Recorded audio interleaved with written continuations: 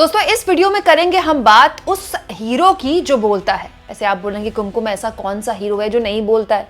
मतलब हीरो तो बोलता ही है, अपने डायलॉग्स बोलता है, इंटरव्यूज में बोलता है, लगातार अपने सार्वजनिक जीवन में बोलता रहता है। लेकिन दोस्तों हाल के सालों में हमारे देश में ऐसे बड़े बड़े हीरो हुए जो वैसे तो बहुत बोलते थे, लेकिन 2014 के बाद से उनकी बोलती बंद हो गई है। जैसे हमारे जीते जागता प्रमाण सदी के महानायक अमिताभ बच्चन। 2014 से पहले इनको महंगाई और पेट्रोल की बढ़ती कीमतें बड़े परेशान करती थी, बहुत दुखी करती थी। लेकिन 2014 के बाद से पता नहीं ऐसे इनकी गाड़ी में कौन से सुरखाब के पंख लग गए कि इनकी गाड़ी हवा में चलने लगी कि अब इनको पेट्रोल के दाम परेशान नहीं करते। इसके अलावा इनको महंगाई दुखी नहीं करती है। इसके अलावा भी दोस्तों बहुत सारे बॉलीवुड के एक्टर्स हैं जो महंगाई बेरोजगारी पर बोला करते थे, लेकिन 2014 से पहले। 2014 के बाद सब नीलबट्टा सन्नाटा हो गए, सबके मुंह में ताला लग गया, वो भी इतना बड़ा बड़ा कि अब कोई बोलने को राजी नहीं है। देश की राजनीति उथल पुथल हो गई, देश में इतनी गंभीर समस्याएं हो गई पिछले 10 सालों में, लेकिन कोई भी एक्टर, चाहे वो अमिताभ बच्चन हो, चाहे वो शाहरुख खान हो, चाहे वो अनुपम खेर जैसे लोग जो 2014 से पहले बोला करते थे, उन्होंने बोलना बंद कर दिया। लेकिन अब रितेश देशमुख, जी हाँ दोस्तों, एक ऐसे शख्स जो कि न केवल हिंदी फिल्म इंडस्ट्री का बड़ा नाम है बल्कि मराठी फिल्म इंडस्ट्री का भी एक बहुत बड़ा नाम है, वो खुलकर बोले हैं। दोस्तों रितेश देशमुख कुछ ऐसा बोले हैं जो मोदी समर्थकों को अच्छा नहीं लगेगा और लोग भी हैरत में पड़ जाएंगे कि आज के दौर में किसी एक्टर में इतनी भी हिम्मत है कि वो भाजपाइयों से, बीजेपी से, मोदी सरकार से ऐसे सवाल पूछ ले जो सवाल विपक्ष के लोग पूछते हैं। दोस्तों रितेश देशमुख ने एक जनसभा को संबोधित किया महाराष्ट्र इलेक्शन में, जिसकी वीडियो काफी वायरल है सोशल मीडिया में। वीडियो में आपको दिखा नहीं सकती क्योंकि मराठी में है, इसका हिंदी अनुवाद मैं आपको बताती हूँ। वैसे तो बहुत कुछ बोला रितेश देशमुख ने, लेकिन यहाँ उन्होंने उस मामले पर चोट की है बीजेपी के, जो बीजेपी का सबसे बड़ा एक्स फैक्टर है, जो बीजेपी को बाकी पार्टियों से अलग करता है, वो है हिंदुत्व, धर्म की राजनीति जो खुलकर बीजेपी खेलती है। और लोकसभा इलेक्शन के बाद तो और खुलकर आ गई है, बटेंगे तो कटेंगे जैसे नारों के साथ। और दोस्तों इसी पॉलिटिक्स पर प्रहार करते हुए रितेश देशमुख ने कहा है, हम धर्म देख लेंगे, आप हमें फसलों के दाम बताइए, हमें बताइए कि हमारी नानी बहनें सुरक्षित हैं या नहीं।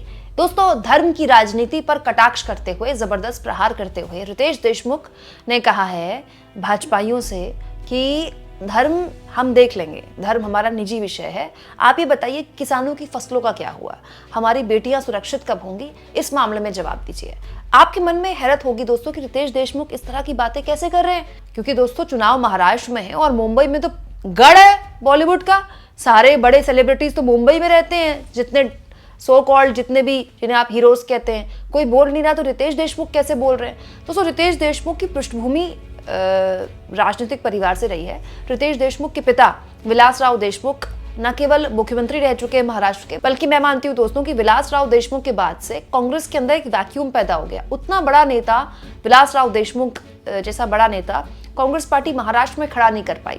नेता है कांग्रेस पार्टी के पास, बड़े बड़े नेता हैं, मुख्यमंत्री भी कई लोग बने, लेकिन इतनी एक्सेप्टेबिलिटी विलासराव देशमुख की जितनी उतनी नहीं है। लेकिन विलासराव देशमुख जब मुख्यमंत्री थे तो रितेश देशमुख ने राजनीति का रास्ता ना चुनकर हिंदी फिल्मों का रास्ता चुना। उसके बाद उनकी फिल्में आई और आज न केवल हिंदी फिल्में बल्कि मराठी फिल्म इंडस्ट्री, जो कि काफ़ी बड़ी इंडस्ट्री मानी जाती है, उसमें भी रितेश देशमुख एक बहुत बड़ा नाम बन चुके हैं। मराठी बिग बॉस जो है उसमें रितेश देशमुख उसको होस्ट करते हैं, काफ़ी पॉपुलर नेम है रितेश देशमुख मराठी फिल्मों में। दोस्तों इसके अलावा जो महाराष्ट्र के लातूर है, वहाँ की 2 विधानसभा सीटें हैं, उसमें रितेश देशमुख के 2 भाई चुनाव लड़ रहे हैं। एक दोस्तों अमित देशमुख, दूसरा धीरज देशमुख, दोनों कांग्रेस के टिकट पर चुनाव लड़ रहे हैं। और रितेश के बड़े भाई अमित लातूर के सिटी विधानसभा से चुनावी मैदान में, और छोटे भाई धीरज लातूर ग्रामीण से दूसरी बार चुनावी दंगल में अपनी किस्मत आजमा रहे हैं और दोनों के लिए प्रचार कर रहे हैं। अपने भाइयों के लिए इन दिनों रितेश देशमुख प्रचार कर रहे हैं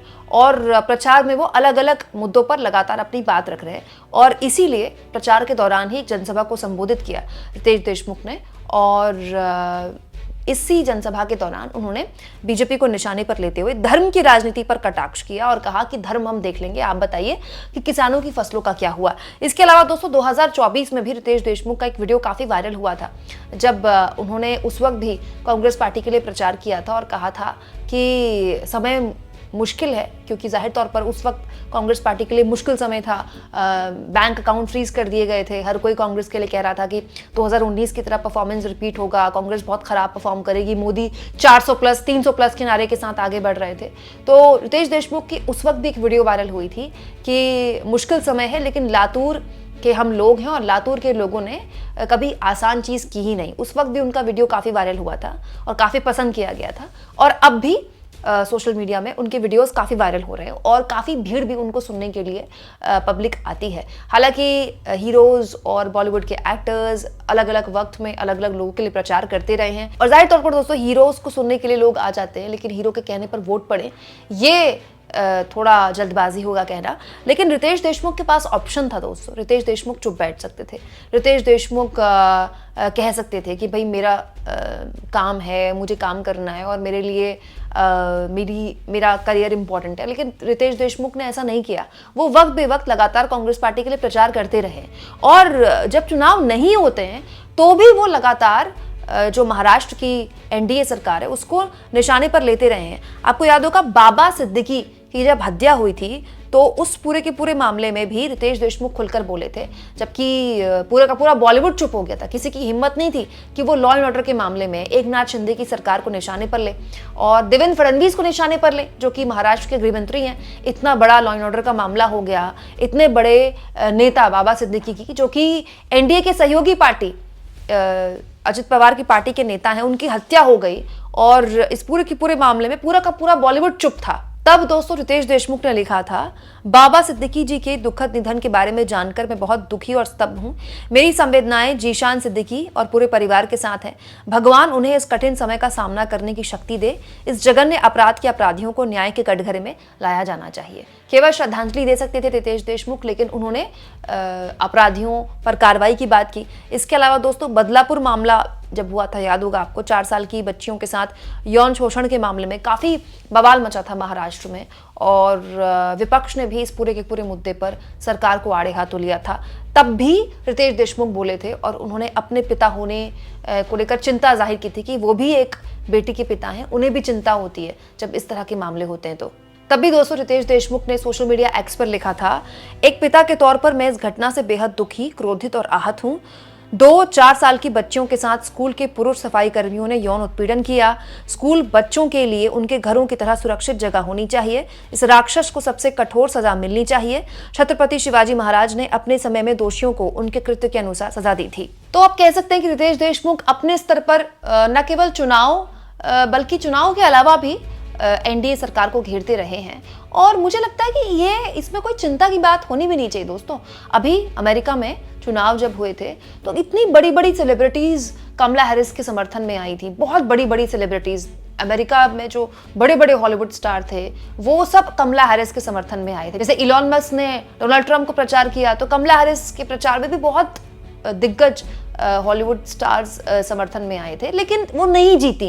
तो इसका मतलब ये थोड़ी है कि वो स्टार्स चिंता में आ जाएंगे कि हाय अब हमारे यहाँ ईडी के छापे पड़ जाएंगे, हाय अब हमारी फिल्में छीन जाएंगी। ठीक है, इन स्टार्स की अपनी राजनीतिक विचारधारा थी, अब वो विचारधारा लोगों ने नहीं अपनाई, लोगों ने उस पर वोट नहीं किया, वो अलग बात है। लेकिन इसका मतलब ये थोड़ी है कि स्टार्स अपनी विचारधारा नहीं रख सकते, अपनी चिंताएं नहीं रख सकते, अपनी भावनाएं नहीं रख सकते। भाई एक लोकतांत्रिक समाज में हम जी रहे हैं, तो कोई स्टार अगर है या कोई हीरो है या कोई फिल्म अभिनेता है तो उसकी कोई तो राजनीतिक प्रतिबद्धता होगी ना, कहीं तो वो वोट करता होगा, या ये लोग वोट भी नहीं करते हैं। आप इस मुद्दे पर क्या सोचते हैं दोस्तों, कमेंट बॉक्स में जरूर लिखें, और जितना हो सके चैनल को शेयर करें, सब्सक्राइब करें, और थैंक्स और ज्वाइन के ऑप्शन से अगर आप चाहें तो कुछ आर्थिक मदद भी चैनल की जरूर करें।